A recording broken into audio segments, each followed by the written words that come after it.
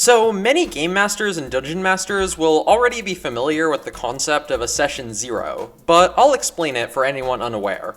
A session 0, or intro session, or character creation session, is ideally a meeting with your whole group that's focused entirely on making characters and setting expectations for the campaign, before you actually start doing anything in character. I totally recommend it for any campaign that'll be longer than a few sessions, for numerous reasons that I'll explain throughout the video. But in short, an intro session will allow you and your players to agree on what the campaign will be about and what the plans are for each character. In long, well, I can really only explain that in a step-by-step guide on how to run this session, so let's get into it. The first step to a good intro session is to give an overview of the basic campaign concept. Depending on how you initially recruited your players, they might have already heard the elevator pitch, but you should still repeat it in order to set the mood for the session.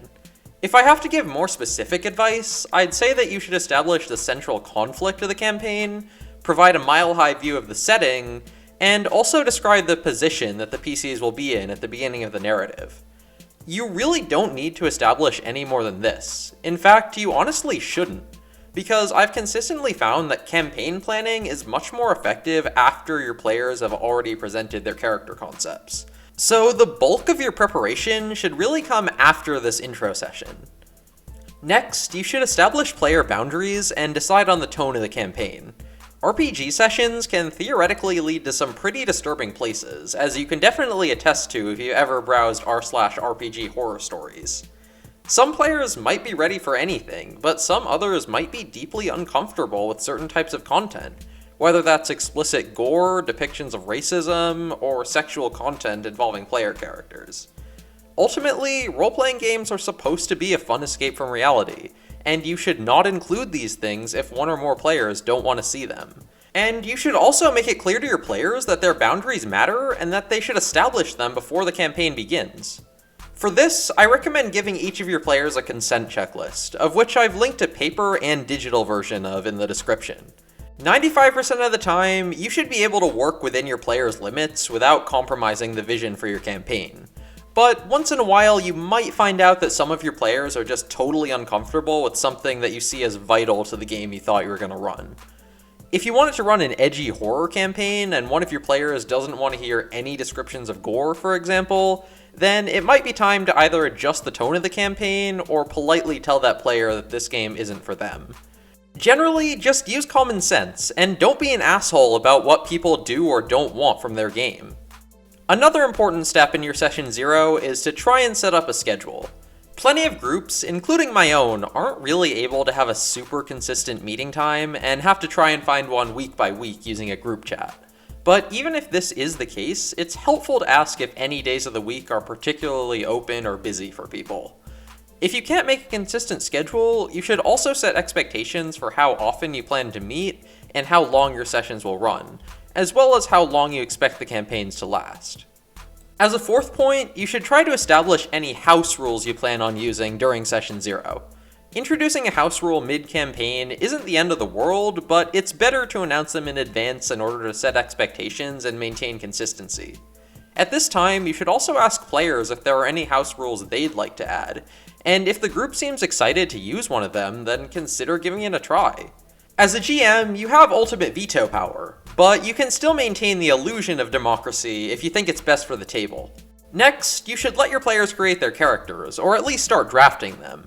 If you're using a complex system like Pathfinder or Shadowrun, then your players might not be able to finalize every detail within the session, but it's still really helpful to dedicate some time for the players to start filling out their character sheets within hearing distance of the whole group.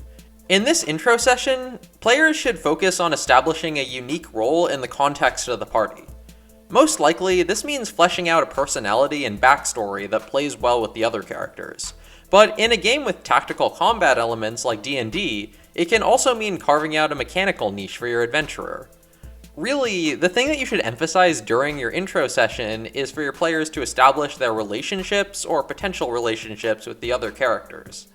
This will come naturally to some groups, and some narrativist systems like Monster of the Week will actually require you to determine relationships with other PCs. But some players might not actively take the initiative to connect with the others. If that's the case, you should consider telling every player to describe some connection that their character has with the character on their left and on their right. Personally, I like to ask every character to create at least 1 or 2 NPCs who might be relevant to their stories as well, to sort of widen the chances for character development. My next tip isn't really a specific step as much as it is a general guideline for a Session 0, and that's to try and maintain a fairly serious tone. Now, I'll be the first to admit that most RPG campaigns end up being pretty lighthearted, and that is not a bad thing. But the thing is, your intro session will be mostly focused on character creation, and basing a major aspect of your character around a joke will probably be bad for the campaign. First of all, if your character is sufficiently ridiculous, then it'll be difficult for the campaign to have any dramatic moments at all. Nobody will feel the weight of your character's heroic sacrifice if his name is Billy Bobbleton, or if he talks like Waluigi, or if he spent the entire campaign trying to spread the gospel of Nicolas Cage. Second of all, if your joke is totally integral to how your character acts, then it'll probably get old after a while, no matter how hard everyone laughed at it during Session 0.